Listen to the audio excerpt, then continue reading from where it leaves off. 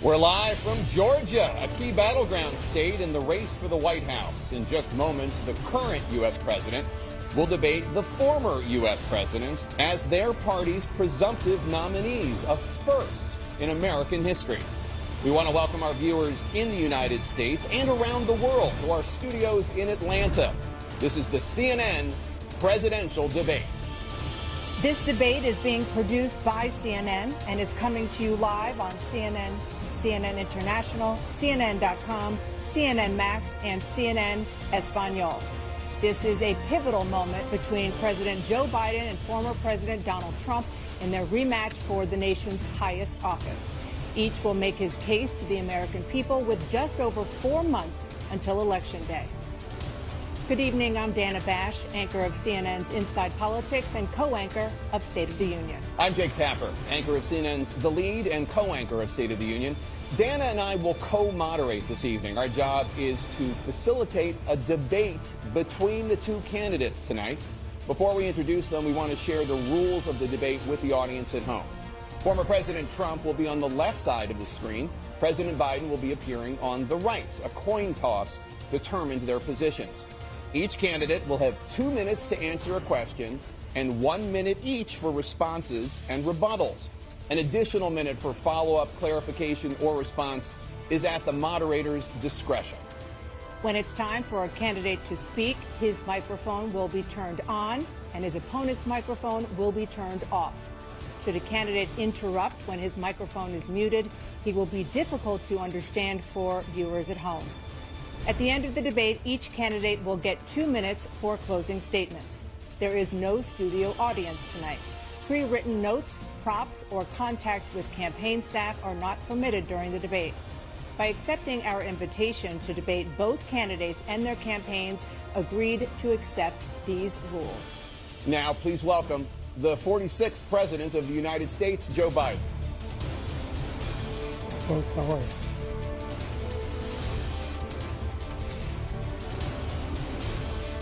Great to be here. Thank you. And please welcome the 45th President of the United States, Donald Trump.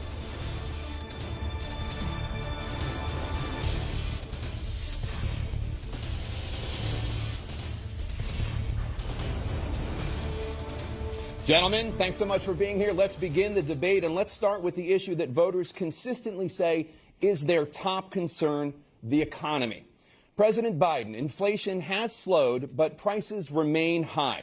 Since you took office, the price of essentials has increased. For example, a basket of groceries that cost $100 then now costs more than $120. And typical home prices have jumped more than 30%. What do you say to voters who feel they are worse off under your presidency than they were under President Trump? We got to take a look at what I was left when I became president, what Mr. Trump left me. We had an economy that was in free fall. The pandemic was so badly handled. Many people were dying. All he said was, it's not that serious. Just inject a little bleach into your arm. You'll be all right. The economy collapsed. There were no jobs. Unemployment rate rose to 15%. It was terrible. And so what we had to do was try to put things back together again. And that's exactly what we began to do. We created 15,000 new jobs. We brought out a position where we have 800,000 new manufacturing jobs. But there's more to be done. There's more to be done. Working class people are still in trouble. I come from Scranton, Pennsylvania. I come of a household where the kitchen table, if the things weren't able to be met during the month, it was a problem. The price of eggs, the price of gas, the price of housing, the price of a whole range of things. That's why I'm working so hard to make sure I deal with those problems. And we're going to make sure that we reduce the price of housing. We're going to make sure we build 2 million new units. We're going to make sure we cap rents so corporate greed can't take over. The combination, what I was left with in corporate greed, is the reason why we're in this problem right now. In addition to that, we're in a situation where if you take a look at all that was done in his administration, he didn't do much at all. By the time he left, things were in chaos, literally chaos. And so we put things back together. We created, I said, those jobs. We make sure we had a situation where we brought down the price of prescription drugs, which is a major issue for many people, to $15 for an insulin shot as opposed to $400. No senior has to pay more than $200 for any drug, all the drugs they can include beginning next year. in a situation and we're going to make that available to everybody, to all Americans. So we're working to bring down the price around the kitchen table, and that's what we're going to get done. Thank you. President Trump? We have the greatest economy in the history of our country. We have never done so well. Everybody was amazed by it. Other countries were copying us. We got hit with COVID, and when we did, we spent the money necessary so we wouldn't end up in a Great Depression, the likes of which we had in 1929. By the time we finished, so we did a great job. We got a lot of credit for the economy, a lot of credit for the military, and no wars, and so many other things. Everything was rocking good. But the thing we never got the credit for, and we should have, is getting us out of that COVID mess.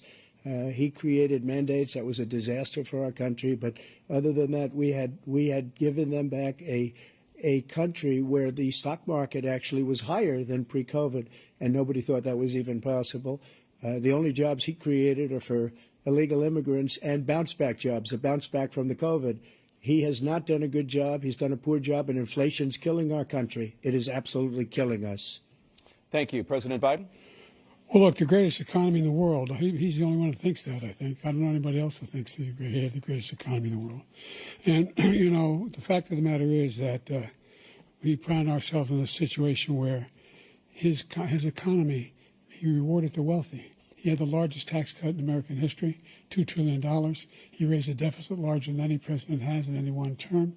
He's the only president other than Herbert Hoover who's lost more jobs than he had when he began, since Herbert Hoover. The idea that he did something that was significant. And the military, you know, when he was president, they were still killing people in Afghanistan. He didn't do anything about that. When he was president, we were still found ourselves in a position where you had a notion that we were this safe country. The truth is, I'm the only president this century that doesn't have this decade, that doesn't have any troops dying anywhere in the world like he did. President Trump, I want to follow up if I can. Am I allowed to respond to him? Well, I'm going to ask you a follow-up. You can do whatever you want with the minute that we give you. I want to follow up. You want to impose a 10% tariff on all goods coming into the U.S. How will you ensure that that doesn't drive prices even higher? It's not going to drive them higher. It's just going to cost countries that have been ripping us off for years, like China and many others, in all fairness to China. It's going to just force them to pay us a lot of money, reduce our deficit tremendously, and give us a lot of power for other things. But he made a statement. The only thing he was right about is I gave you the largest tax cut in history. I also gave you the largest regulation cut in history. That's why we had all the jobs. And the jobs went down, and then they bounced back, and he's taking credit for bounce-back jobs. You can't do that. He also said he inherited 9% inflation. No, he inherited almost no inflation, and it stayed that way for 14 months. And then it blew up under his leadership because they spent money like a bunch of people that didn't know what they were doing, and they don't know what they were doing. It was probably the worst administration in history. There's never been. And as far as Afghanistan is concerned, I was getting out of Afghanistan, but we were getting out with dignity, with strength, with power. He got out. It was the most embarrassing day in the history of our country's life. President Trump, over the last 8 years, under both of your administrations, the national debt soared to record highs. And according to a new nonpartisan analysis, President Trump, your administration approved $8.4 trillion in new debt, while so far, President Biden, you've approved $4.3 trillion in new debt. So, former President Trump, many of the tax cuts that you signed into law are set to expire next year. You want to extend them and go even further, you say. With the U.S. facing trillion-dollar deficits and record debt, why should top earners and corporations pay even less in taxes than they do now? Because the tax cuts spurred the greatest economy that we've ever seen just prior to COVID. And even after COVID, it was so strong that we were able to get through COVID much better than just about any other country. But we spurred, that tax spurred. Now, when we cut the taxes, as an example, the corporate tax was cut down to 21% from 39%, plus beyond that.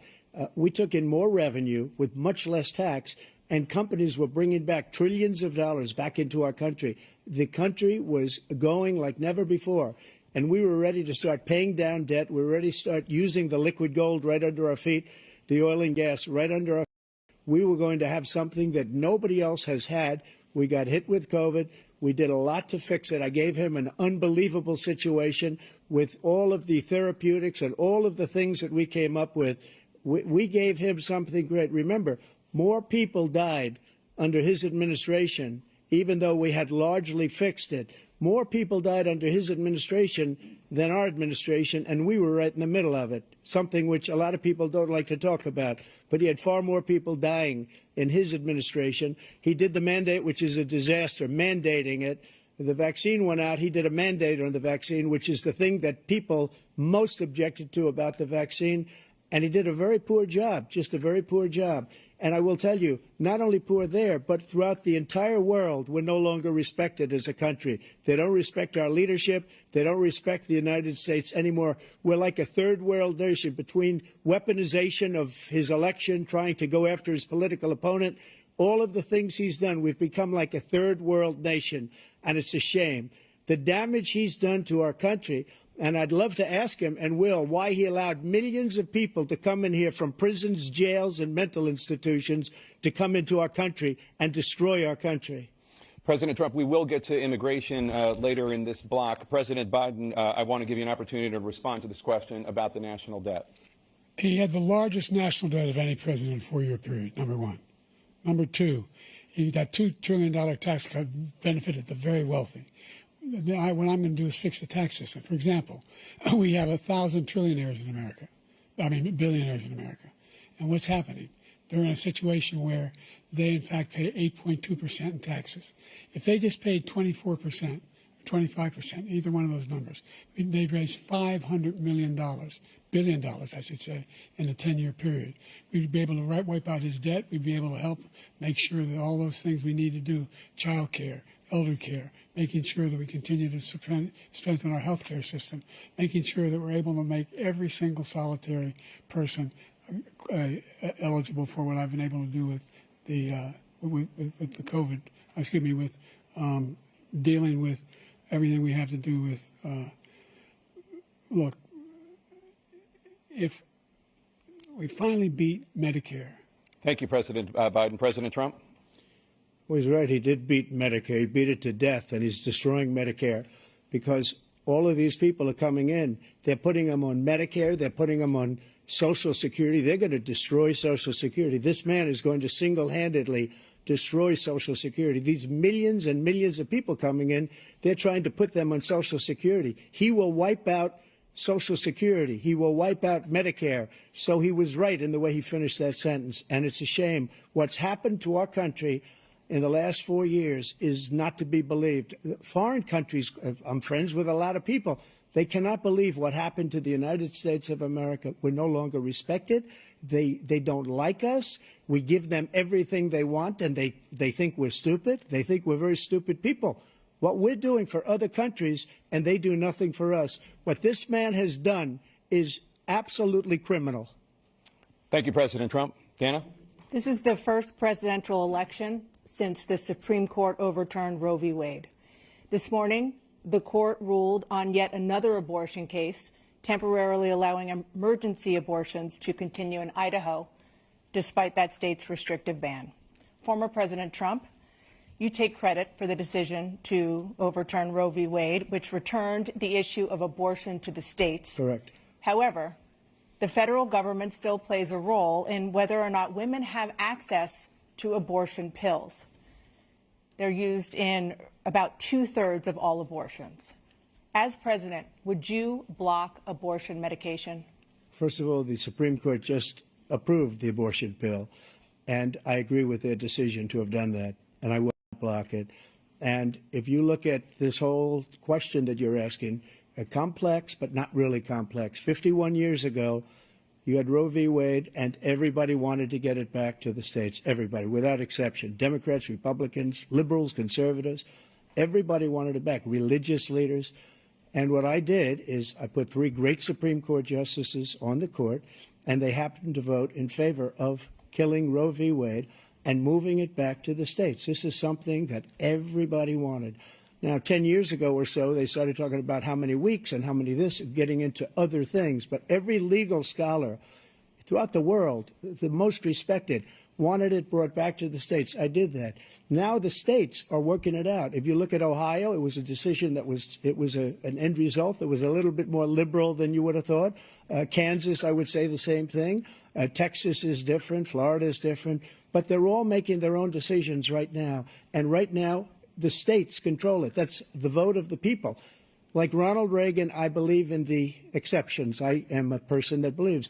And frankly, I think it's important to believe in the exceptions. Some people, you have to follow your heart. Some people don't believe in that. But I believe in the exceptions for rape, incest, and the life of the mother. I think it's very important. Some people don't. Follow your heart. But you have to get elected also. And because that has to do with other things. You got to get elected. The problem they have is they're radical because they will take the life of a child in the 8th month, the 9th month, and even after birth. After birth, if you look at the former governor of Virginia, he was willing to do this. He said, we'll put the baby aside and we'll determine what we do with the baby, meaning we'll kill the baby. What happened is we brought it back to the states, and the country is now coming together on this issue. It's been a great thing. Thank you. President Biden? It's been a terrible thing, what you've done. The fact is that the vast majority of constitutional scholars supported Roe when it was decided, supported Roe. And that's this idea that they're all against it is just ridiculous. And this is the guy who says the state should be able to have it. We're in a state where in 6 weeks, you don't even know whether you're pregnant or not, but you cannot see a doctor, and have him decide on what your circumstances are, whether you need help. The idea that states are able to do this is a little like saying we're going to turn civil rights back to the states, let each state have a different rule. Look, there's so many young women who have been, including a young woman who just was murdered, and he went to the funeral. The idea that she was murdered by an immigrant coming in, they talk about that. But here's the deal: there's a lot of young women who are being raped by their in-laws, by their spouses, brothers and sisters, it's just ridiculous, and they can do nothing about it. And they try to arrest them when they cross state lines. Thank you. There have been many young women murdered by the same people he allows to come across our border. We have a border that's the most dangerous place anywhere in the world, considered the most dangerous place anywhere in the world.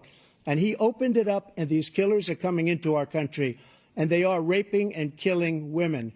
And it's a terrible thing. As far as the abortions... En cuanto al aborto, es algo de los estados están votando y en muchos casos realmente son decisiones muy permisivas y a veces es el contrario, pero lo están haciendo y es en base a lo que la gente vota. Es lo que quería todo el mundo, incluso los fundadores, si supieran de esto, y realmente no tenían ni idea. Pero todo el mundo quería, Ronald Reagan quería que fuera otra vez, no pudo conseguirlo. Todo el mundo quería que esto volviera a los estados y muchos presidentes lo habían intentado. Yo fui el que lo consiguió y esto es el voto popular y es lo que había que ponerlo. Cada persona legalmente quería hacerlo. Hablando del tema del aborto, 7 estados, es el mismo tema, 7 estados no tienen restricciones legales de cuánto tiempo tiene que tener la mujer embarazada para que pueda obtener un aborto. ¿Usted apoya cualquier límite de cuán tarde puede terminar su embarazo? Yo apoyaba Roe versus Wade, que permitía 3 semestres. Era un tema entre un médico y una mujer. La segunda vez es la tercera vez entre la mujer y el Estado. La idea de que los políticos, que los fundadores querían que los políticos sean los que tomaran las decisiones de la salud de la mujer es ridículo. Ningún político debería tomar esas decisiones. Un médico debería tomar esas decisiones. Así debería manejarse. Eso es lo que haremos. Y si soy elegido, restauraré Roe versus Wade. Eso significa que puede acabar con la vida del bebé en el mes número 9, e incluso después del nacimiento, porque algunos estados que son de demócratas, después del nacimiento, otra vez, el ex gobernador de Virginia, con el bebé ahí decidimos lo que hacemos. Él está dispuesto a arrancar el niño del vientre al mes número 9 y matarlo. Nadie quiere eso. Demócratas, republicanos, nadie lo quiere. Está mintiendo, eso no es verdad. De que Roe versus Wade no permite eso, no es la circunstancia. Solo si la vida de la mujer está en peligro y morirá. Es la única circunstancia que ocurrirá, pero no estamos en el aborto a periodo avanzado. Bajo Roe contra Wade hay abortos muy tarde, se puede hacer lo que se quiere dependiendo de los estados. No queremos que sea así, es radical. Los demócratas son los radicales, no los republicanos. 51 years constitutional scholarship said it was the right way to go. 51 years, and it was taken away because this guy put very conservative members on the Supreme Court. He takes credit for taking it away. What's he going to do? What's he going to do? In fact, if the MAGA Republicans, he gets elected, and the MAGA Republicans control the Congress, and they pass a universal ban on abortion, period, across the board at 6 weeks or 7 or 8 or 10 weeks, something very, very conservative. Is he going to sign that bill? I'll veto it. He'll sign it. Thank you. Let's turn now to the issue of immigration and border security. President Biden, a record number of migrants have illegally crossed the southern border on your watch. Overwhelming border states and overburdening cities such as New York and Chicago, and in some cases causing real safety and security concerns. Given that, why should voters trust you to solve this crisis? Because we worked very hard to get a bipartisan agreement that not only changed all of that, it made sure that we are in a situation where you had no circumstance where they could come across the border with the number of border police there are now. We significantly increased the number of asylum officers. By the way, the Border Patrol endorsed my position. In addition to that, we found ourselves in a situation where when he was president, he was separating babies from their mothers, putting them in cages, making sure the families were separated. That's not the right way to go. What I've done since I've changed the law, what's happened? I've changed it in a way that now you're in a situation where there are 40% fewer people coming across the border illegally. That's better than when he left office. And I'm going to continue to move until we get the total ban on the total initiative relative to what we're going to do with more Border Patrol and more asylum officers. President Trump? I really don't know what he said at the end of that sentence. I don't think he knows what he said either. Look, we had the safest border in the history of our country. The border, all he had to do was leave it. All he had to do was leave it. He decided to open up our border, open up our country to people that are from prisons, people that are from mental institutions, insane asylum, terrorists. We have the largest number of terrorists coming into our country right now, all terrorists, all over the world, not just in South America, all over the world. They come from the Middle East, everywhere. All over the world they're pouring in. And this guy just left it open. And he didn't need legislation because I didn't have legislation. I said, close the border. We had the safest border in history. In that final couple of months of my presidency, we had, according to Border Patrol, who is great, and by the way, who endorsed me for president, but I won't say that, but they endorsed me for president. Brandon, just speak to him. But look, we had the safest border in history. Now we have the worst border in history. There's never been anything like it. And people are dying all over the place, including the people that are coming up in caravans. Thank you, President Trump. President Biden? The only terrorist who's done anything crossing the border is one who came along and killed three, and his administration, killed an al-Qaeda person come in his administration, killed 3 American soldiers. That's the only terrorist that's there. I'm not saying that no terrorist ever got through, but the idea they're emptying their prisons, we're welcoming these people, that's simply not true. There's no data to support what he said. Once again, he's exaggerating, he's lying. President Trump, staying on the topic of immigration, you've said that you're going to carry out, quote, the largest domestic deportation operation in American history, unquote. Does that mean that you will deport every undocumented immigrant in America, including those who have jobs, including those whose spouses are citizens, and including those who have lived here for decades? And if so, how will you do it? Just 1 second. He said we killed 3 people. The people we killed are al-Baghdadi and Soleimani, the 2 greatest terrorists, biggest terrorists anywhere in the world, and it had a huge impact on everything, not just border, on everything. He's the one that killed people with the bad water, including hundreds of thousands of people dying, and also killing our citizens when they come in. We are living right now in a rat's nest. They're killing our people in New York, in California, in every state in the union, because we don't have borders anymore. Every state is now a border. And because of his ridiculous, insane, and very stupid policies, people are coming in and they're killing our citizens at a level that we've never seen. We call it migrant crime. I call it Biden migrant crime. They're killing our citizens at a level that we've never seen before. And you're reading it like these 3 incredible young girls over the last few days. One of them, I just spoke to the mother, and they just had the funeral for this girl, 12 years old. This is horrible what's taken place. What's taken place in our country, we're literally an uncivilized country now. He doesn't want it to be. He just doesn't know. He opened the borders. Nobody's ever seen anything like. And we have to get a lot of these people out, or we have to get them out fast, because they're going to destroy our country. Just take a look at where they're living. They're living in luxury hotels in New York City and other places. Our veterans are on the street. They're dying because he doesn't care about our veterans. He doesn't care. He doesn't like the military at all, and he doesn't care about our veterans. Nobody been worse. I had the highest approval rating for veterans taking care of the VA. He has the worst. He's gotten rid of all the things that I approved, choice that I got through Congress, all of the different things I approved, they abandoned. We had by far the highest, and now it's down in less than half because he's done all these great things that we did. And I think he did it just because I approved it, which is crazy. But he has killed so many people at our border by allowing all of these people to come in. And it's a very sad day in America. President Biden, you have the mic. Every single thing he said is a lie.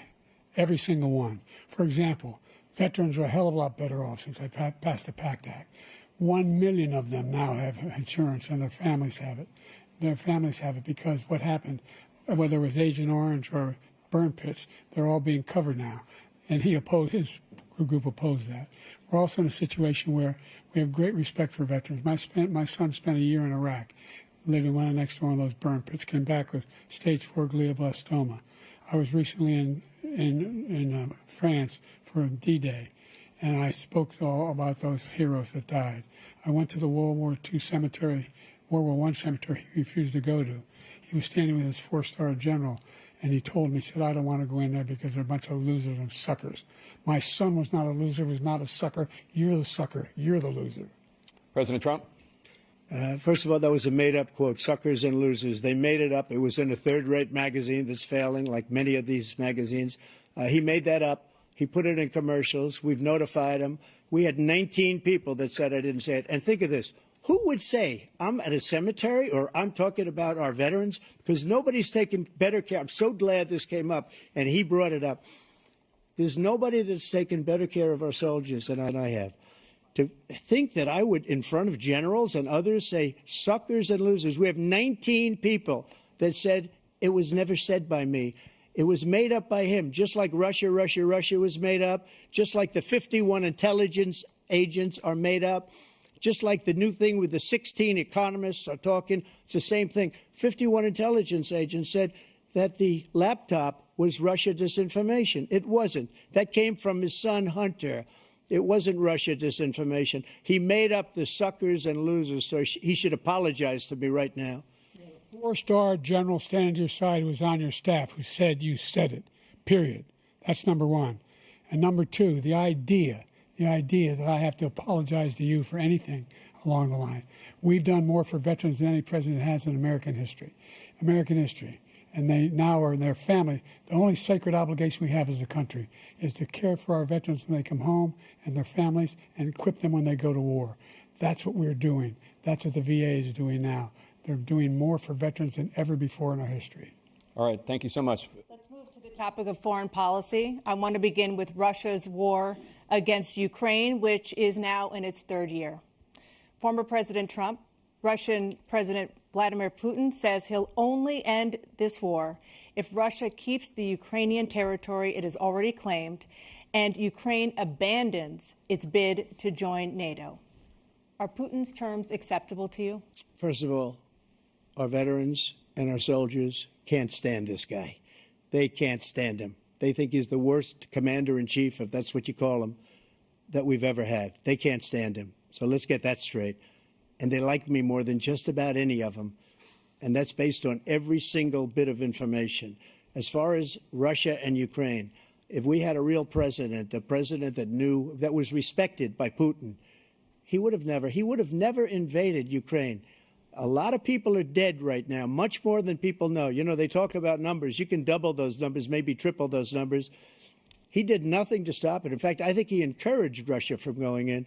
I'll tell you what happened. He was so bad with Afghanistan. It was such a horrible embarrassment, most embarrassing moment in the history of our country, that when Putin watched that and he saw the incompetence, that he should have fired those generals, like I fired the one that you mentioned, and so he's got no love lost. But he should have fired those generals. No general got fired for the most embarrassing moment in the history of our country, Afghanistan, where we left billions of dollars of equipment behind. We lost 13 beautiful soldiers, and 38 soldiers were obliterated. And by the way, we left people behind, too. We left American citizens behind. When Putin saw that, he said, you know what? I think we're going to go in and maybe take this was his dream. I talked to him about it, his dream. The difference is he never would have invaded Ukraine, never, just like Israel would have never been invaded in a million years by Hamas. You know why? Because Iran was broke with me. I wouldn't let anybody do business with them. They ran out of money. They were broke. They had no money for Hamas. They had no money for anything, no money for terror. That's why you had no terror at all during my administration. This place, the whole world is blowing up under him. President Biden? I've never heard so much malarkey in my whole life. Look, the fact of the matter is that we're in a situation where, let's take the last point first. Iran attacked American troops, caused brain damage for a number of these troops, and he did nothing about it. Recently, not when he was president. They attacked. He said they're just having headaches. That's all it is. He didn't do a thing when the attack took place, number one. Number 2, we got over 100,000 Americans and others out of Afghanistan during that airlift. Number 3, we found ourselves in a situation where, if you take a look at what Trump did in Ukraine, this guy told Trump, do whatever you want, and do whatever you want.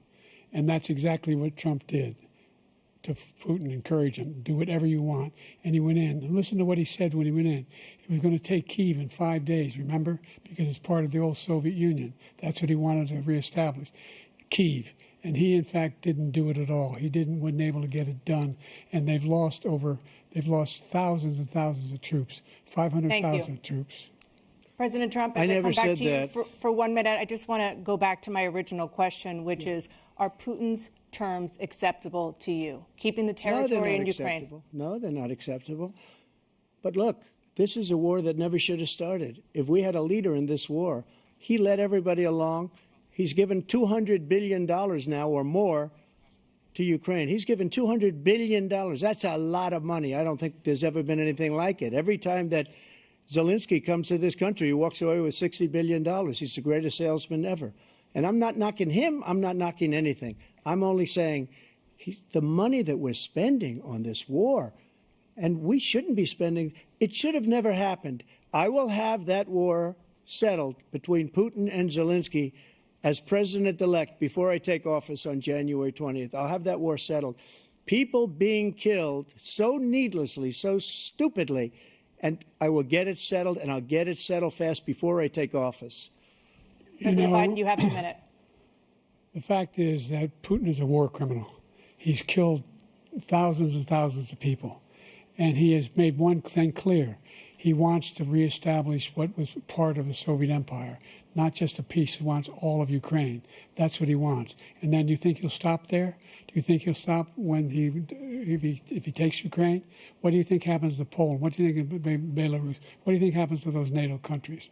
And so if you want a war, you ought to find out what he's going to do, because if in fact he does what he says and walks away, and by the way, all that money we give Ukraine are from weapons we make here in the United States. We give them the weapons, not the money at this point. And our NATO allies have produced as much funding for Ukraine as we have. That's why we're strong. Thank you. Moving on to the Middle East. In October, Hamas attacked Israel, killing more than 1,000 people and taking hundreds of hostages. Among those held and thought to still be alive are 5 Americans. Israel's response has killed thousands of Palestinians and created a humanitarian crisis in Gaza. President Biden, you've put forward a proposal to resolve this conflict, but so far Hamas has not released the remaining hostages, and Israel is continuing its military offensive in Gaza.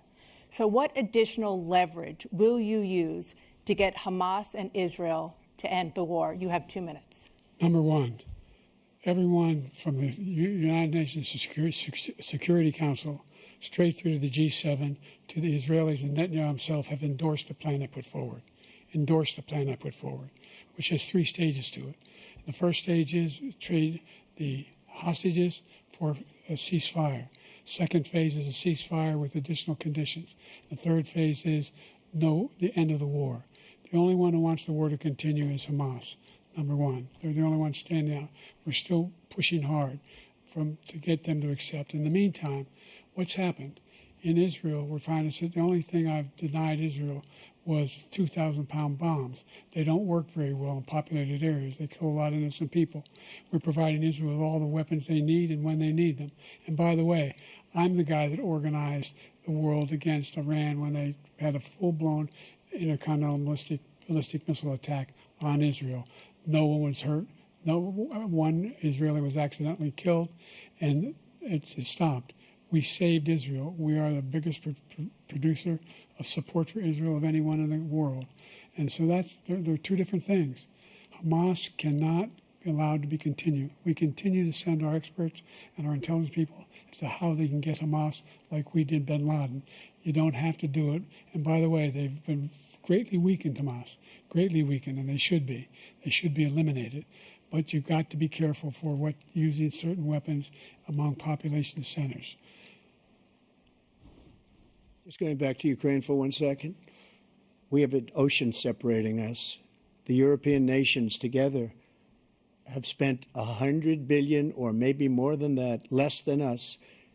Why doesn't he call them and say, you got to put up your money like I did with NATO? I got them to put up hundreds of billions of dollars. The Secretary General of NATO said Trump did the most incredible job I've ever seen. They wouldn't have any. They were going out of business. We were spending almost 100% of the money was paid by us. He didn't do that. He's getting all. You got to ask these people to put up the money. We're over $100 billion more spent, and it has a bigger impact on them because of location, because we have an ocean in between. You got to ask them. As far as Israel and Hamas, Israel's the one that wants to go. And he said the only one that wants to keep going is Hamas. Actually, Israel is the one, and you should let him go and let him finish the job. He doesn't want to do it. He's become like a Palestinian, but they don't like him because he's a very bad Palestinian. He's a weak one. President Biden, you have a minute. I've never heard so much foolishness. This is a guy who wants to get out of NATO. Are you going to stay in NATO? He's going to pull out of NATO. The idea that we have our strength lies in our alliances as well. It may be a big ocean, but are we ever able to avoid a war in Europe, a major war in Europe? What happens if, in fact, you have Putin continue to go into NATO? We have an Article 5 agreement. Attack on one is attack on all. You want to start the nuclear war he keeps talking about, go ahead. Let Putin go in and control Ukraine and then move on to Poland and other places. You see what happens then. He has no idea what the hell he's talking about. And by the way, I got 50 other nations around the world to support Ukraine, including Japan and South Korea, because they understand that this kind of dislocation has a serious threat to the whole world peace. No major war in Europe has ever been able to be contained just to Europe. President Trump, just to follow up, would you support the creation of an independent Palestinian state in order to achieve peace in the region? I'd have to see, but before we do that, the problem we have is that we spend all the money. So they kill us on trade. I made great trade deals with the European nations because if you add them up, they're about the same size economically. Their economy is about the same size as the United States. And they were no cars, they don't want anything that we have, but we're supposed to take their cars, their food, their everything, their agriculture. I changed that. But the big thing I changed is they don't want to pay. And the only reason that he can play games with NATO is because I got them to put up hundreds of billions of dollars. I said, and he's right about this, I said, no, I'm not going to support NATO if you don't pay. They asked me that question, would you guard us against Russia at a very secret meeting of the 28 states at that time, nations at that time? And I said, no, if you don't pay, I won't do that. And you know what happened? Billions and billions of dollars came flowing in the next day and the next months. But now we're in the same position. We're paying everybody's bills. Let's turn to the issue of democracy. Former President Trump, I want to ask you about January 6, 2021. After you rallied your supporters that day, some of them stormed the Capitol to stop the constitutionally mandated counting of electoral votes. As president, you swore an oath to, quote, preserve, protect, and defend, unquote, the Constitution. What do you say to voters who believe that you violated that oath through your actions and inaction on January 6th and worry that you'll do it again? Well, I don't think too many believe that. And let me tell you about January 6th. On January 6th, we had a great border. Nobody coming through, very few. On January 6th, we were energy independent. On January 6th, we had the lowest taxes ever. We had the lowest regulations ever. On January 6th, we were respected all over the world. All over the world, we were respected. and then he comes in, and we're now laughed at. We're like a bunch of stupid people. What happened to the United States' reputation under this man's leadership is horrible, including weaponization, which I'm sure at some point you'll be talking about, where he goes after his political opponent because he can't beat him fair and square. You have 80 seconds left. My question was, what do you say to those voters who believe that you violated your constitutional oath through your actions and inaction on January 6, 2021, and worry that you'll do it again? Well, I didn't say that to anybody. I said peacefully and patriotically. And Nancy Pelosi, if you just watched the news from 2 days ago, on tape to her daughter, who's a documentary filmmaker, they say, but she's saying, oh, no, it's my responsibility. I was responsible for this. Because I offered her 10,000 soldiers or National Guard, and she turned them down. And the mayor in writing, by the way, the mayor in writing turned it down, the mayor of D.C. They turned it down. I offered 10,000 because I could see, I had virtually nothing to do. They asked me to go make a speech. I could see what was happening. Everybody was saying they're going to be there on January 6th. They're going to be there. And I said, you know what? There's a lot of people coming. You could feel it. You could feel it, too, and you could feel it. And I said, they ought to have some National Guard or whatever. And I offered it to her. And she now admits that she turned it down. And it was the same day she was, I don't know, she can't be very happy with her daughter because it made her into a liar. She said, I take full responsibility for January 6th. President Biden? Look, he encouraged those folks to go up on Capitol Hill, number one. I sat in that dining room off the Oval Office. He sat there for 3 hours watching, begging, being begged by his vice president and a number of his colleagues on the Republican side as well to do something, to call for a stop, to end it. Instead, they talked about these people being patriots and great patrons of America. In fact, he says he'll now forgive them for what they've done. They've been convicted. He says he wants to commute their sentences and say that no. But he went to every single court in the nation. I don't know how many cases, scores of cases, including the Supreme Court, and they said, no, this guy is responsible for doing what was done. He did do a damn thing, and these people should be in jail, and they should be the ones who are being held accountable. And he wants to let them all out. And now he says if he loses again, such a whiner that he is, that it could be a bloodbath. Thank you, President Biden. President Trump? What they've done to some people that are so innocent, you ought to be ashamed of yourself. What you have done, how you've destroyed the lives of so many people. When they ripped down Portland, when they ripped down many other cities, you go to Minnesota, Minneapolis, what they've done there, with the fires all over the city. If I didn't bring in the National Guard, that city would have been destroyed. When you look at all of they took over big chunks of Seattle. I was all set to bring in the National Guard. They heard that, they saw them coming, and they left immediately. What he said about this whole subject is so off. Peacefully patriotic. One other thing, the Unselect Committee, which is basically two horrible Republicans that are all gone now out of office, and Democrats, all Democrats, they destroyed and deleted all of the information they found because they found out we were right. We were right. And they deleted and destroyed all of the information. They should go to jail for that. If a Republican did that, they'd go to jail. Thank you, President Trump. President Biden, I want to give you a minute. The only person on this stage is a convicted felon is the man I'm looking at right now. And the fact of the matter is, what he's telling you is simply not true. The fact is that there was no effort on his part to stop what was going on up in Capitol Hill. And all those people, every one of those who were convicted, deserves to be convicted. The idea that they didn't kill somebody, just went in and broke down doors, broke the windows, occupied offices, turned over desks, turned them over statues. The idea that those people are patriots? Come on. When I asked him the first two debates we had, first time around, I said, will you denounce the Proud Boys? He said, no, I'll tell them to stand by. The idea he's refusing, will you denounce these guys? Will you denounce the people we're talking about now? Will you denounce the people who attacked that Capitol? What are you going to do?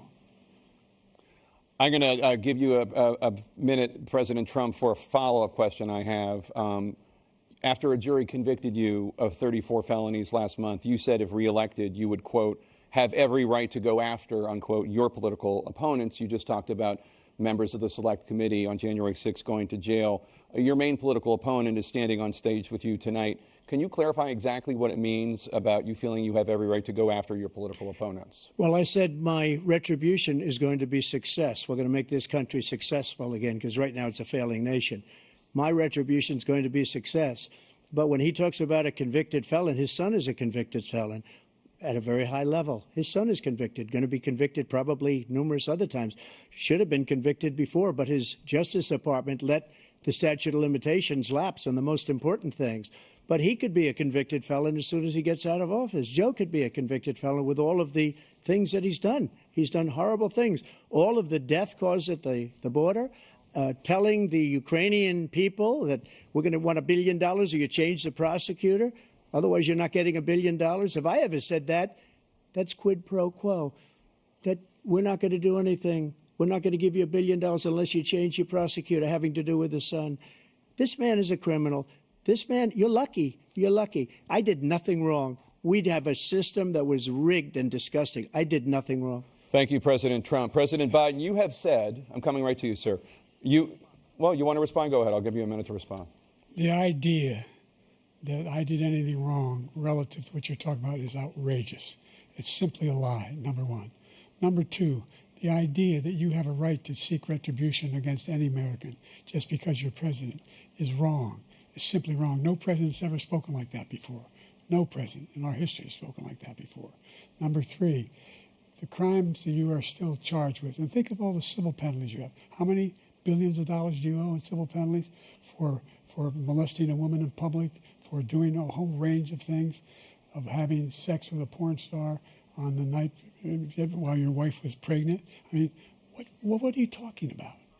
You have the morals of an alley cat. Give you a minute, sir. I didn't have sex with a porn star, number one. Number two, that was a case that was started and moved. They moved a high-ranking official, a DOJ, into the Manhattan DA's office to start that case. That case is going to be appealed and won. We had a very terrible judge, a horrible judge, Democrat. The prosecutor were all high-ranking Democrats, appointed people, and both the civil and the criminal. He basically went after his political opponent because he thought it was going to damage me. But when the public found out about these cases, because they understand it better than he does, he has no idea what these cases are. But when they found out about these cases, you know what they did? My poll numbers went up, way up. You know that because you're reporting it. And we took in more money in the last 2 weeks than we've ever taken in the history of any campaign. I don't think any campaign has ever taken. Hundreds of millions of dollars came pouring in because the public knows it's a scam, and it's a guy that's after his political opponent because he can't win fair and square. Thank you, President Trump. President Biden, you have said, quote, Donald Trump and his MAGA Republicans are determined to destroy American democracy. Do you believe that the tens of millions of Americans who are likely to vote for President Trump will be voting against American democracy? The more they know about what he's done, yes. The more they know about what he's done. And there's a lot more coming. He's got a lot of cases down the road coming around. He's got a whole range of issues he has to face. I don't know what the juries will do, but I do know he has a real problem. And so the fact that, could you ever think you heard any president say that I'm going to seek retribution? Do you ever hear any president say that I thought Hitler had some good ideas? What got me involved to run in the first place after my son had died, I decided in Iraq, because of Iraq, I said I wasn't going to run again until I saw what happened in Charlottesville, Virginia. People coming out of the woods carrying swastikas on torches, and singing the same anti-Semitic bile they sang when back in Germany. And the young woman got killed. I spoke to the mother, and they asked him, they said, what do you think of those people? The ones who got killed, the one who tried to stop it, and the ones, he said, I think they're fine people on both sides. What American president would ever say, Nazis coming out of fields, carrying torches, singing the same anti-Semitic bile, carrying swastikas, were fine people? And this is the guy who says Hitler's done some good things. I'd like to know what they are. The good things Hitler's done, that's what he said. This guy has no sense of American democracy. President Trump. Jake, both of you know that story has been totally wiped out because when you see the sentence, it said 100% exoneration on that. So he just keeps it going. He says he ran because of Charlottesville. He didn't run because of Charlottesville. He ran because it was his last chance. He's not equipped to be president. You know it, and I know it. It's ridiculous. We have a debate. We're trying to justify his presidency. His presidency, he's without question the worst president, the worst presidency in the history of our country. We shouldn't be having a debate about it. There's nothing to debate. He made up the Charlottesville story, and you'll see it's debunked all over the place. Every reasonable anchor has debunked it. And just the other day it came out where it was fully debunked. It's a nonsense story. He knows that, and he didn't run because of Charlottesville. He used that as an excuse to run. President Biden? And debunked. It happened. All you have to do is listen to what was said at the time. And the idea that somehow that's the only reason I ran because I was worried a guy like this guy could get elected. If he thought they were good people coming out of that forest, carrying those woods, carrying those torches, then he didn't deserve to be president. Didn't deserve to be president at all. And the idea that he's talking about all this being fabricated, we saw with our own eyes. We saw what happened on January 6th. We saw the people breaking through the windows. We saw people occupying his own vice president. Look, there's a reason why 40 of his 44 top cabinet officers refused to endorse him this time. His vice president hasn't endorsed him this time. So why? Why? They know him well. They serve with him. Why are they not endorsing him? Thank you, President Biden. We're going to be right back with more from the CNN presidential debate.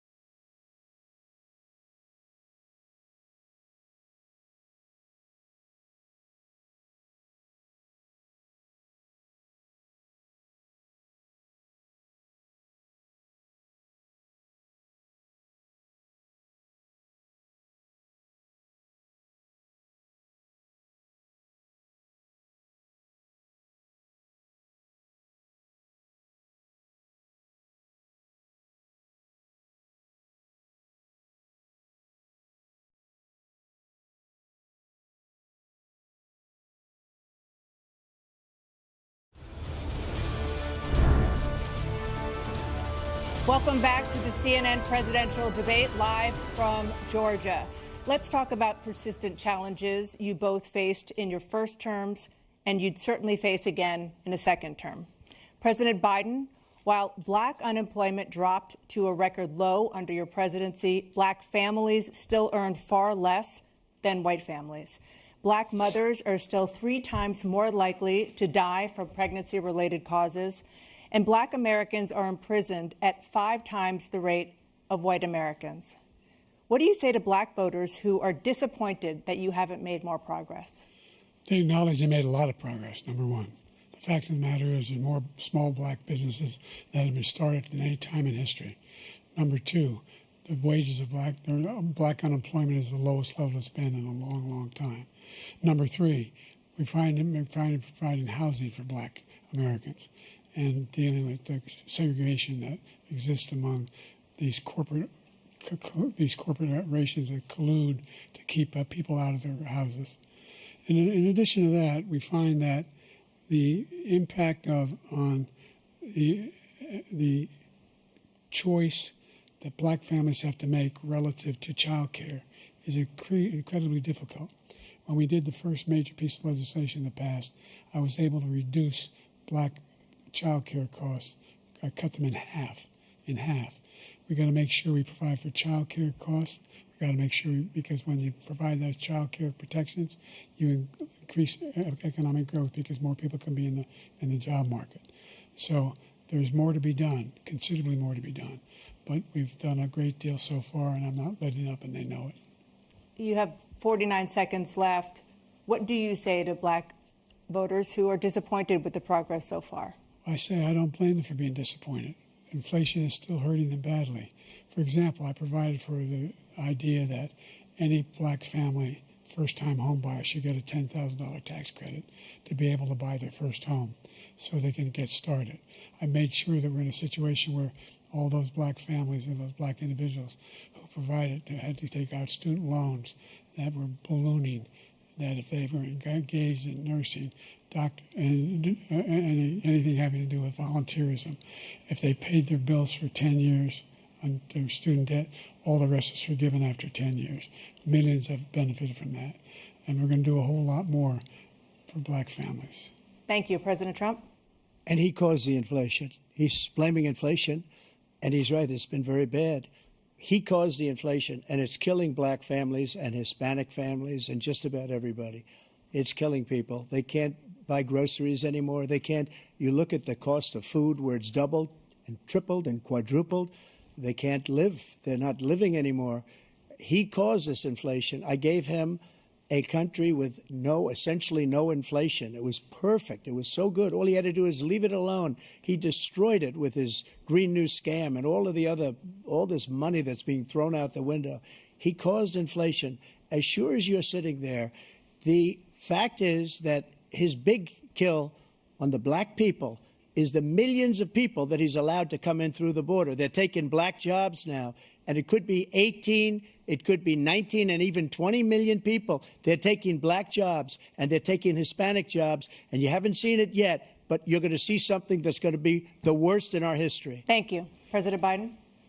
There was no inflation when I became president. You know why? The economy was flat on its back.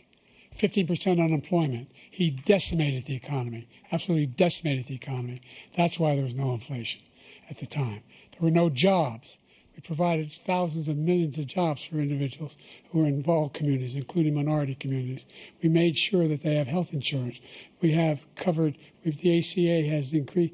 I made sure that there are $8,000 per person in a family to get written off for the health care. But this guy wants to eliminate that. They tried 50 times. He wants to get rid of the ACA again, and they're going to try again if they win. You find ourselves in a position where the idea that we're not doing anything, we put more police on the street than any administration has. He wants to cut the cops. We're providing for equity and making sure people have a shot to make it. There's a lot going on, but in inflation, he caused it by his tremendous malfeasance in the way he handled the pandemic. Thank you. Another persistent challenge is the climate crisis. 2023 was the hottest year in recorded history, and communities across the country are confronting the devastating effects of extreme heat, intensifying wildfires, stronger hurricanes, and rising sea levels. Former President Trump, you've vowed to end your opponent's climate initiatives, but will you take any action as president to slow the climate crisis? Well, let me just go back to what he said about the police, how close the police are to him. Almost every police group in the nation from every state is supporting Donald J. Trump. Almost every police group. And what he's done to the black population is horrible, including the fact that for 10 years he called them super predators. We can't, in the 1990s, we can't forget that. Super predators was his name, and he called it to them for 10, and they've taken great offense at it, and now they see it happening. But when they see what I did for criminal justice reform and for the historically black colleges and universities, where I funded them and got them all funded, and the opportunity zones with Tim, as you know, Tim Scott was incredible. He did a great job, great senator from South Carolina. He came to me with the idea, and it was a great idea. It's one of the most successful economic development acts ever in the country, opportunity zones. And the biggest beneficiary are blacks. And that's why we have the best numbers with them in maybe ever. They're saying ever. I read this morning where ever, the best numbers. He's lost much of the black population because he's done a horrible job for black people. He's also done a horrible job for Hispanics. But wait till you see these millions of people pouring into our country, and they're going to take the jobs. And it's already started, and you haven't seen anything yet. It's a disaster. You've 38 seconds left. President Trump, will you take any action as president to slow the climate crisis? So I want absolutely immaculate clean water, and I want absolutely clean air, and we had it. We had H2O. We had the best numbers ever, and we were using all forms of energy, all forms, everything. And yet, during my 4 years, I had the best environmental numbers ever. And my top environmental people gave me that statistic just before I walked on the stage, actually. I don't know where the hell he's been. The idea that anything he said is true. I've passed the most extensive climate change legislation in history. We find ourselves, and by the way, black colleges. I came up with $15 billion for HBCUs, historic black universities and colleges, because they don't have the kind of contributors that they have to build these laboratories and the like. Any black student is capable in college of doing any white student can do. They just don't have the money, but now they'll be able to get those jobs in high tech.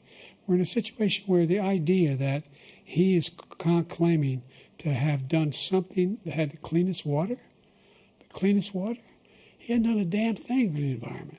He pulled out of the Paris Climate Accord.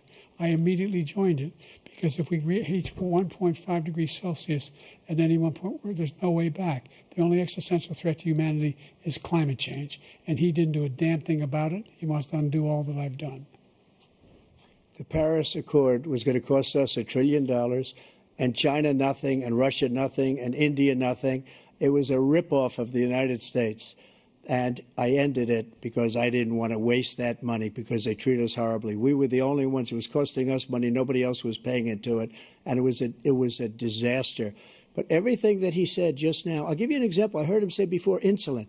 I'm the one that got the insulin down for the seniors. I took care of the seniors. What he's doing is destroying all of our medical programs because the migrants coming in, they want everybody. And look, I have the biggest heart on the stage. I guarantee you that. And I want to take care of people. But we're destroying our country. They're taking over our schools, our hospitals, and they're going to be taking over Social Security. He is destroying Social Security, Medicare, and Medicaid. The idea is that we, in fact, we were the only ones of consequence who were not members of the Paris Accord. How can we do anything if we're not able to, the United States can't get its pollution under control?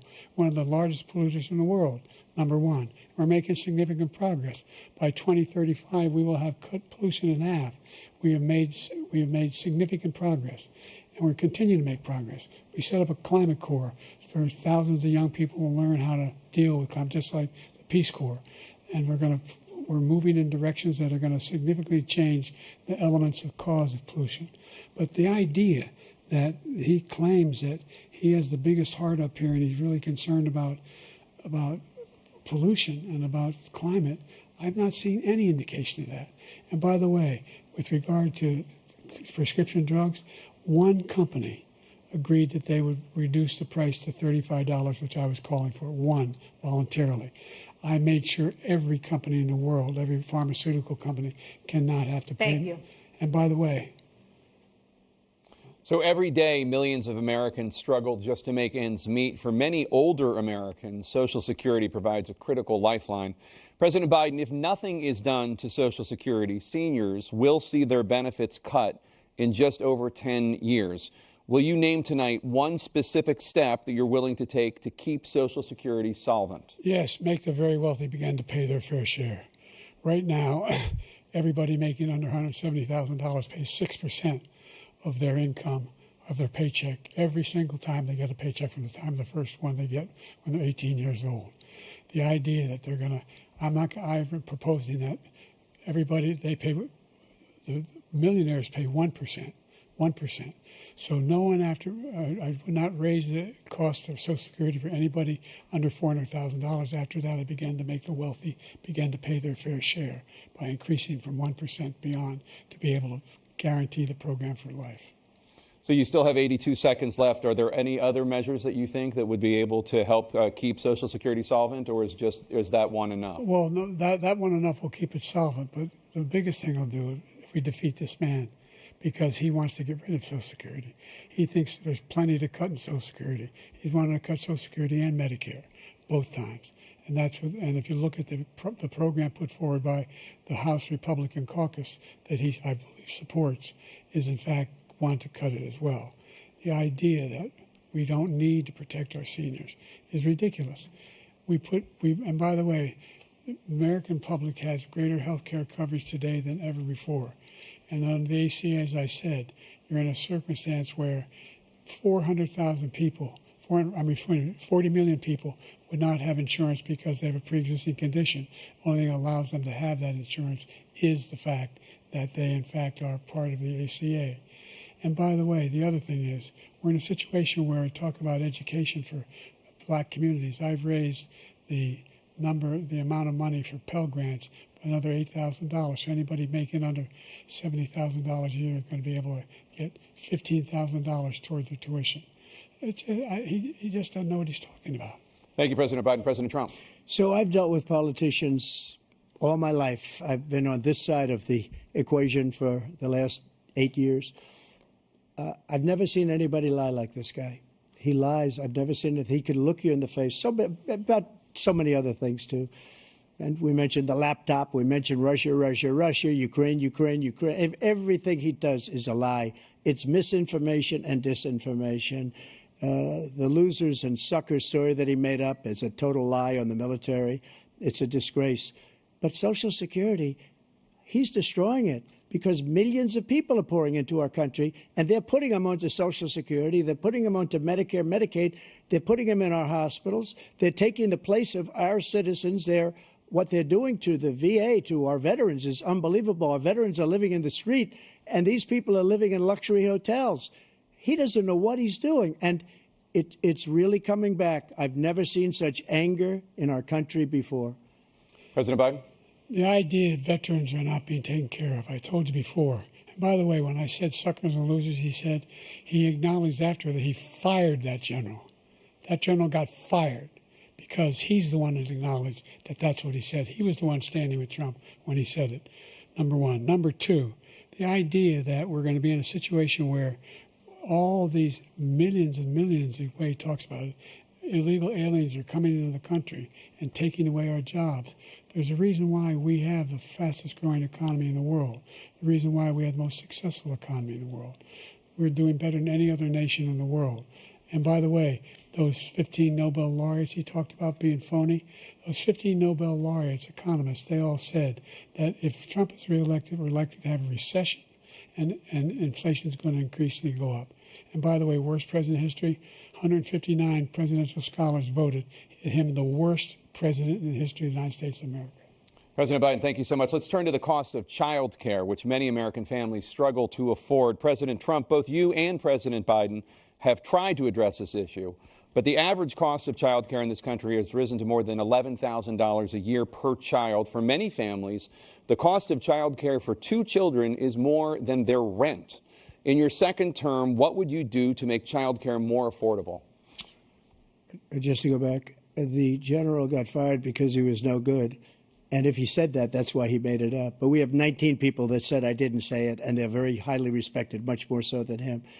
The other thing is, he doesn't fire people.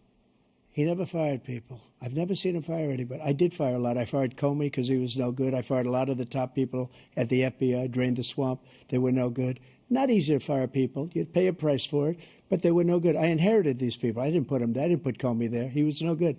I fired him. This guy hasn't fired anybody. He never fires. He should have fired every military man that was involved with that the Afghanistan horror show, the most embarrassing moment in the history of our country.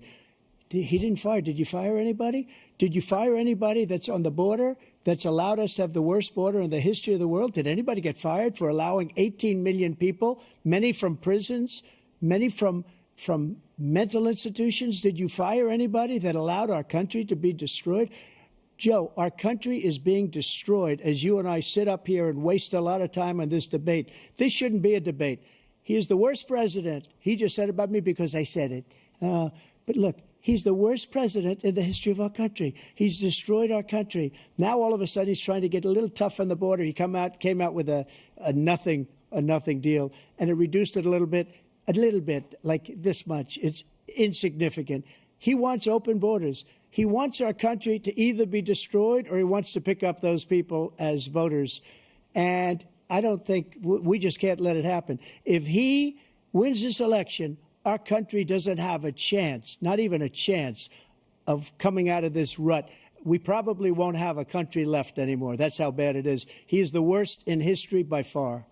Thank you, President Trump. President Biden? We're the most admired country in the world. We're the United States of America. There's nothing beyond our capacity. We have the finest military in the history of the world, the finest in the history of the world. No one thinks we're weak. No one wants to screw around with us. Nobody, number one. Number two, the idea that we're talking about worst presidents. I wasn't joking. Look it up or go online. 159 or 58, don't hold me the exact number, presidential historians, they've had meetings and they voted who's the worst president in American history. One through best to worst. They said he was the worst in all of American history. That's a fact. That's not conjecture. He can argue they're wrong, but that's what they voted. The idea that he is doing anything to deal with child care, he did virtually nothing to child care. We should significantly increase the child care tax credit. We should significantly increase the availability of women and men or single parents to be able to go back to work.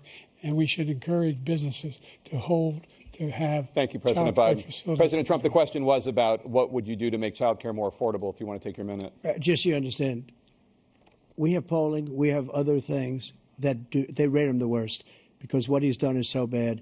And they rate me, I'll show you, I will show you, and they rate me one of the best, okay? And if I'm given another 4 years, I will be the best. I think I'll be the best. Nobody's ever created an economy like us. Nobody ever cut taxes like us. He's the only one I know. He wants to raise your taxes by 4 times. He wants to raise everybody's taxes by 4 times. He wants the Trump tax cuts to expire. So everybody, including the 2 of you, are going to pay 4 to 5 times. Nobody ever heard of this before. All my life, I'd grow up and I'd see politicians talking about cutting taxes. When we cut taxes, as I said, we did more business. Apple and all these companies, they were bringing money back into our country. The worst president in history by far, and everybody knows it. President Biden? Look, the fact of the matter is that he's dead wrong about, he's increased the tariff, he will increase the taxes on middle-class people. I said I'd never raise a tax on anybody making less than $400,000. I didn't. But this tariff is 10% tariffs. Everything coming in the country, you know what the economists say?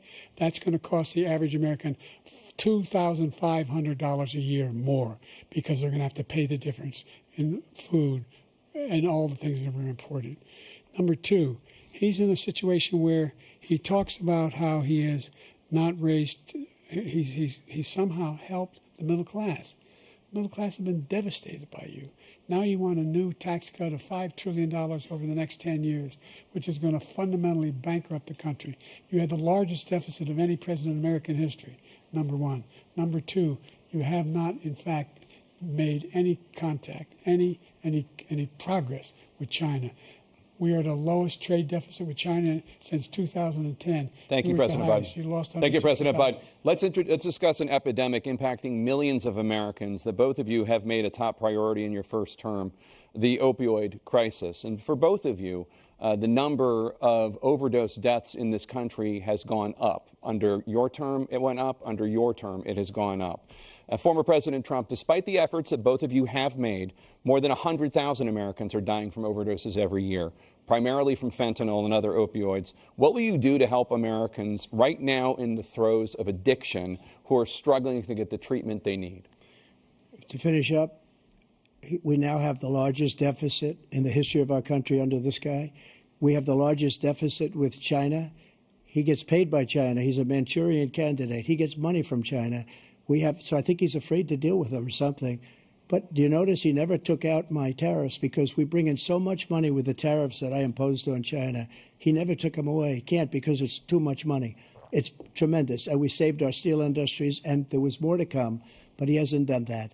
But he hasn't cut the tariffs because he can't, because it's too much money. But he's got the largest deficit in the history of our country, and he's got the worst situation with China. China's going to own us if you keep allowing them to do what they're doing to us as a country. They are killing us as a country, Joe, and you can't let that happen. You're destroying our country. So, President Trump, you have 67 seconds left. The question was, what are you going to do to help Americans in the throes of addiction right now who are struggling to get the treatment they need? Jake, we were doing very well at addiction until the COVID came along. We had the 2.5, almost 3 years of like nobody's ever had before, any country, in every way. And then we had to get tough. And it was the drugs pouring across the border it started to increase. We got great equipment. We bought the certain dog that's the most incredible thing that you've ever seen, the way they can spot it. We did a lot, and we were getting very low numbers, very, very low numbers. Then he came along. The numbers, have you seen the numbers now? It's not only the 18 million people that I believe is even low because the gotaways, they don't even talk about gotaways. But the numbers of the amount of drugs and human trafficking in women coming across our border, the worst thing I've ever seen, at numbers that nobody's ever seen under him because the border's so bad. But the number of drugs coming across our border now is the largest we've ever had by far. President Trump, thank you. President Biden? Fentanyl and the byproducts of fentanyl went down for a while. And I wanted to make sure we use the machinery that can detect fentanyl, these big machines that roll over everything that comes across the border. And it costs a lot of money. That was part of this deal we put together, this bipartisan deal. More fentanyl machines, more be able to detect drugs, more numbers of agents, more numbers of all the people at the border. And when we had that deal done, he called his Republican colleagues and said, don't do it. It's going to hurt me politically. No, he never argued it's not a good bill. It's a really good bill. We need those machines. We need those machines. And we're coming down very hard in every country in Asia in terms of precursors for fentanyl. And Mexico is working with us to make sure they don't have the technology to be able to put it together. That's what we have to do. We need those machines. Thank you, President Biden. President Trump, and again, the question is about Americans in the throes of addiction right now struggling to get the treatment they need. Well, this does pertain to it. He ended Remain in Mexico.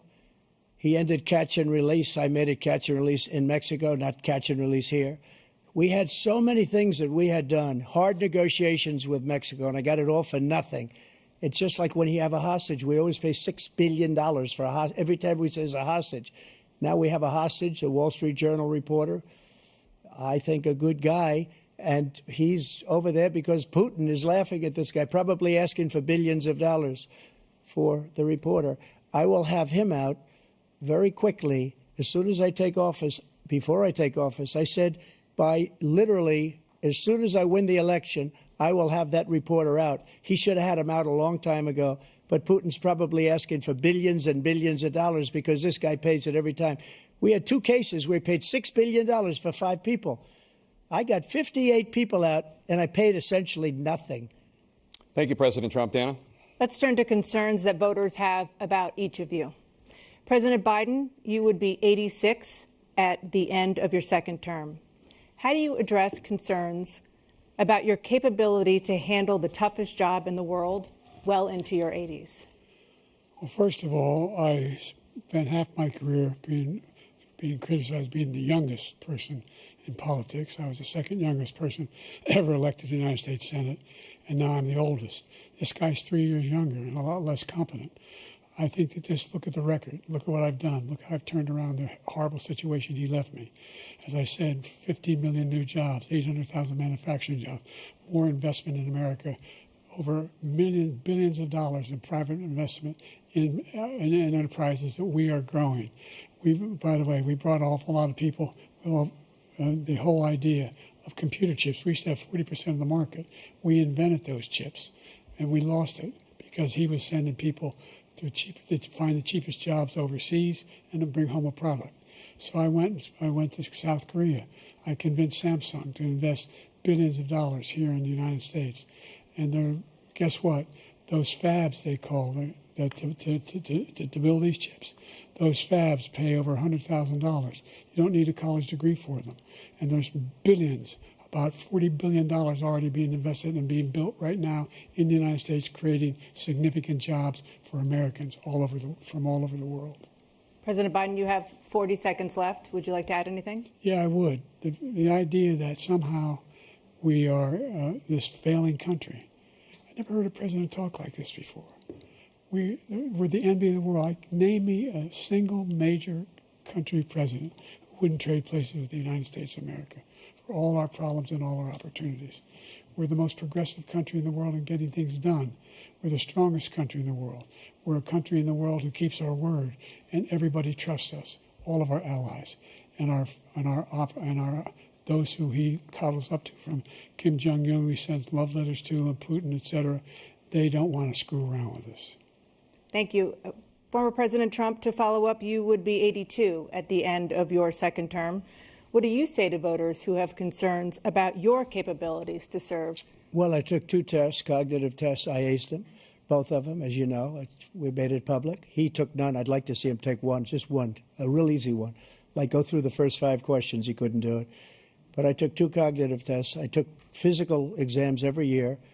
And, you know, we knock on wood wherever we may have wood, that I'm in very good health. I just won 2 club championships, not even senior, 2 regular club championships. To do that, you have to be quite smart, and you have to be able to hit the ball a long way. And I do it. He doesn't do it. He can't hit a ball 50 yards. He challenged me to a golf match. He can't hit a ball 50 yards. I think I'm in very good shape. I feel that I'm as in good a shape as I was 25, 30 years ago. Actually, I'm probably a little bit lighter, but I'm in as good a shape as I was years ago. I feel very good. I feel the same. But I was willing to take a cognitive test. And you know what? If I didn't do well, I aced him. Dr. Ronnie Jackson, who's a great guy when he was White House doctor. And then I took another one, a similar one. And one of them said they've never seen anybody ace him. Thank you. President Biden? You can see he is 6'5" and only 223 pounds, or 235 pounds. Well, you said 6'4", 200. Well, anyway, that's what anyway, just take a look at what he says he is, and take a look at what he is. Look, I'd be happy to have a driving contest with him. I got my handicap, which when I was vice president, down to a 6. But by the way, I told you before, I'm happy to play golf if you carry your own bag. Think you can do it? That's the biggest lie. That he's a 6 handicap of all. I was an 8 handicap. Yeah. 8. Never. But I have, you know how many? I've seen you swing. I know you swing. Okay, let's not act like children. President Trump, we're going to turn Let's not act like children. to a specific concern that voters have about you. Will you pledge tonight that once all legal challenges have been exhausted, that you will accept the results of this election, regardless of who wins, and you will say right now that political violence in any form is unacceptable? Well, I shouldn't have to say that, but of course I believe that. It's totally unacceptable. And if you would see my statements that I made on Twitter at the time, and also my statement that I made in the Rose Garden, you would say it's one of the strongest statements you've ever seen. In addition to the speech I made in front of, I believe, the largest crowd I've ever spoken to, and I will tell you, nobody ever talks about that. They talk about a relatively small number of people that went to the Capitol, and in many cases were ushered in by the police. And as Nancy Pelosi said, it was her responsibility, not mine. She said that loud and clear. But the answer is, if the election is fair, free, and I want that more than anybody. And I'll tell you something.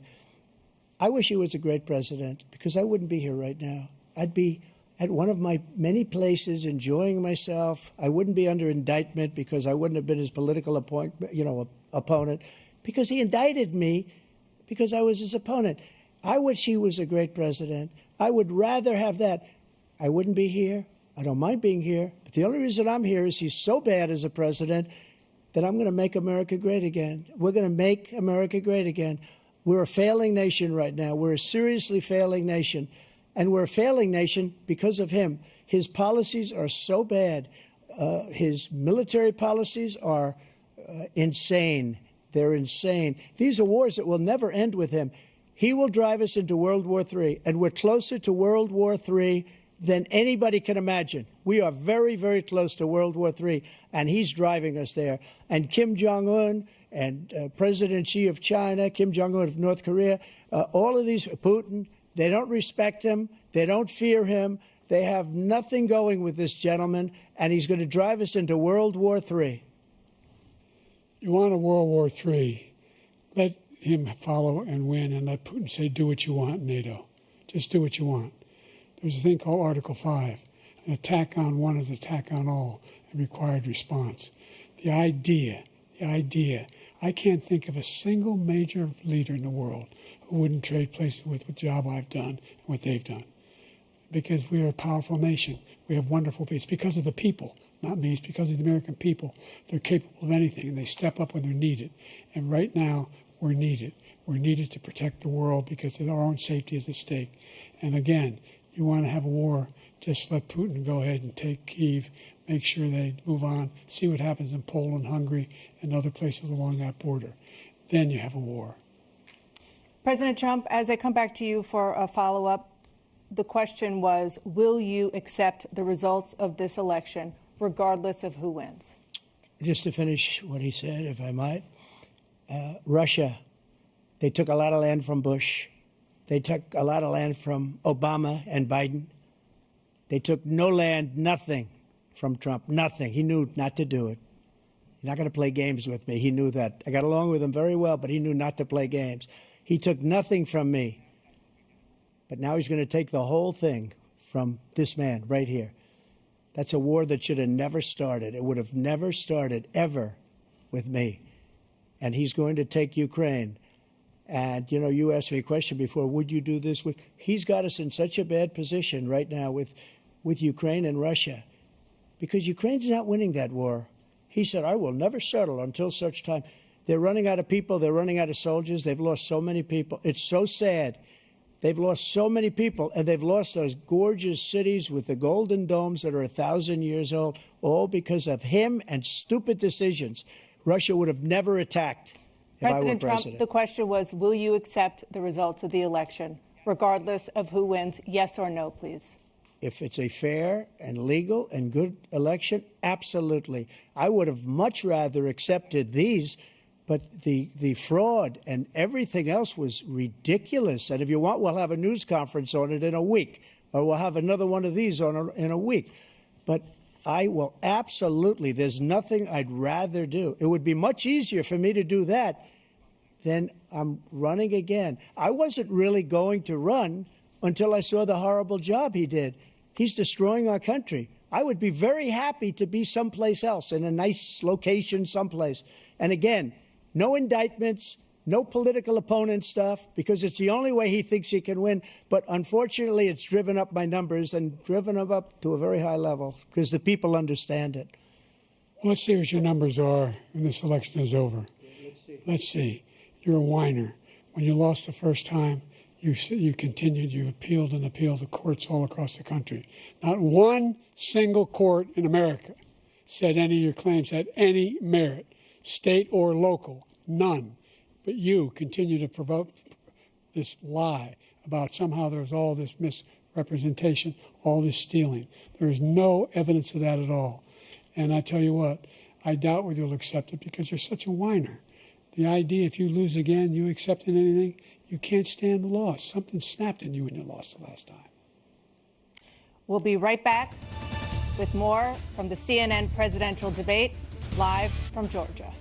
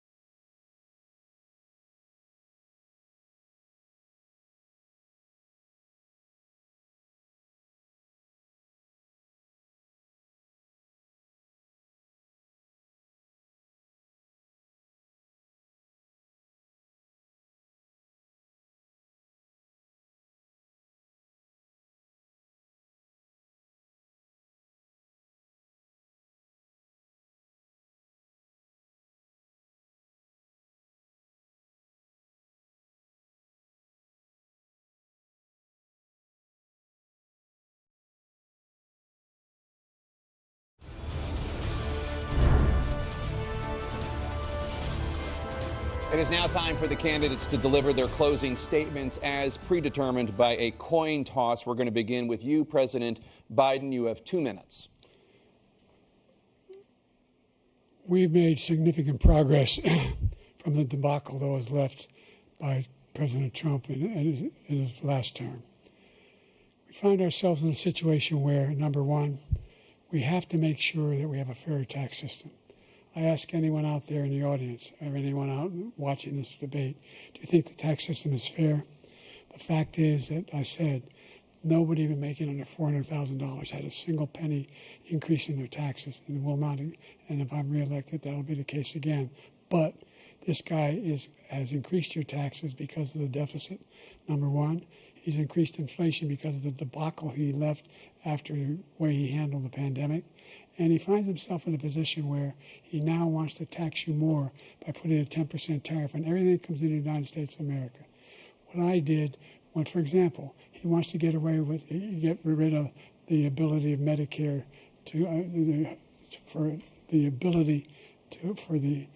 us to be able to negotiate drug prices with the big pharma companies. Well, guess what? We got it down to $35 for insulin instead of $400. No more than $2,000 for every senior, no matter how much prescription they need. You know what that did? That reduced the federal debt by $160 billion over 10 years because the government doesn't have to pay the exorbitant prices. I'm going to make that available to every senior all along. It's happening now, and everybody in America. He wants to get rid of that. I'm going to make sure that we have child care. We're going to significantly increase the credit people have for child care. I'm going to make sure we do something about what we're doing on lead pipes and all the things that are causing health problems for people across the country. We're going to continue to fight to bring down inflation and give people a break. Thank you, President Biden. President Trump, you now have 2 minutes for your closing statement. Like so many politicians, this man is just a complainer. He said, we want to do this, we want to do that, we want to get rid of this tax, that tax. But he doesn't do anything. All he does is make our country unsafe by allowing millions and millions of people to pour in. Our military doesn't respect him. We look like fools in Afghanistan. We didn't stop Israel. It was such a horrible thing that would have never happened. It should have never happened. Iran was broke. Anybody that did business with Iran, including China, they couldn't do business with the United States. They all passed. Iran was broke. They had no money for Hamas or Hezbollah, for terror, no money whatsoever. Again, Ukraine should have never happened. He talks about all this stuff, but he didn't do it. For 3.5 years, we're living in hell. We have the Palestinians and we have everybody else rioting all over the place. You talk about Charlottesville. This is 100 times Charlottesville, 1,000 times. The whole country is exploding because of you, because they don't respect you, and they have to respect their president, and they don't respect you throughout the world. What we did was incredible. We rebuilt the military. We got the largest tax cut in history, the largest regulation cut in history. The reason he's got jobs is because I cut the regulations that gave jobs, but he's putting a lot of those regulations back on. All of the things that we've done, nobody's never seen anything like. Even from a medical standpoint, right to try, where we can try space-age materials instead of going to Asia or going to Europe and trying to get when you're terminally ill. Now you can go and you can get something. You sign a document. They've been trying to get it for 42 years. But you know what we did for the military was incredible. Choice for our soldiers, where our soldiers, instead of waiting for 3 months to see a doctor, can go out and get themselves fixed up and readied up and take care of themselves, and they're living. And that's why I had the highest approval rating in the history of the VA. So all of these things, we're in a failing nation, but it's not going to be failing anymore. We're going to make it great again. Thank you, former President Trump, President Biden. Stay with us because we have full analysis of this debate. Anderson Cooper and Aaron Burnett starts now on CNN.